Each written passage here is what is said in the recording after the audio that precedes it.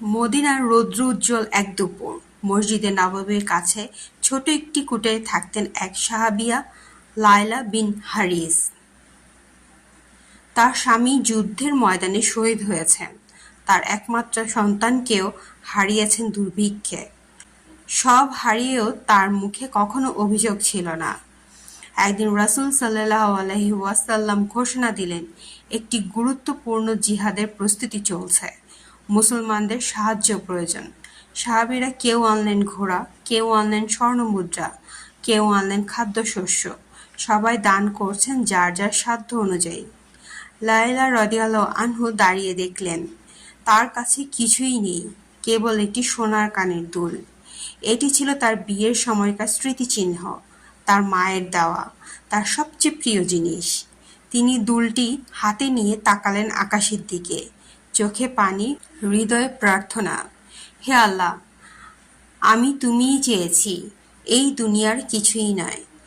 আমার প্রিয় এই দুলটুকুই আছে, আমি তা তোমার রাস্তায় দান করছি। তুমি যেন আমার এই ছোট ত্যাগকে কবুল করো। তিনি সেই দুলটি নিয়ে রাসূলুল্লাহ সাল্লাল্লাহু আলাইহি সাল্লাম এর কাছে আসলেন। দুলটি হাতে তুলে রাসূলুল্লাহ সাল্লাল্লাহু আলাইহি সাল্লামকে বললেন, আল্লাহর কসম, লায়লা জানে না, আজ সে জান্নাতের দিকে এগিয়ে গেল। সে একটি দানের কারণে বহু বছর পর সাহাবীরা লায়লার নাম মনে রাখতেন। এই বলে তিনি ছিলেন সেই নারী, যিনি তার সবচেয়ে প্রিয় জিনিসটুকু আল্লাহর জন্য দিয়ে দিয়েছিলেন। লান তানালুল বিররা হাত্তা তুনফিকু মিম্মা তুহিব্বুন। এই আয়াত কেবল একটি নির্দেশনা নয়, বরং এক ভালোবাসার পরীক্ষা। তুমি কি প্রস্তুত সেই জিনিসটি আল্লাহর জন্য উৎসর্গ করতে যা তোমার সবচেয়ে প্রিয়?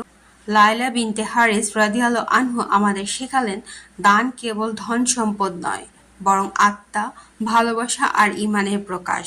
আসুন আমরাও নিজেদের প্রিয় কিছু আল্লাহর রাস্তায় ব্যয় করি, যেন আমরাও সেই পুণ্যের পূর্ণতায় পৌঁছাতে পারি।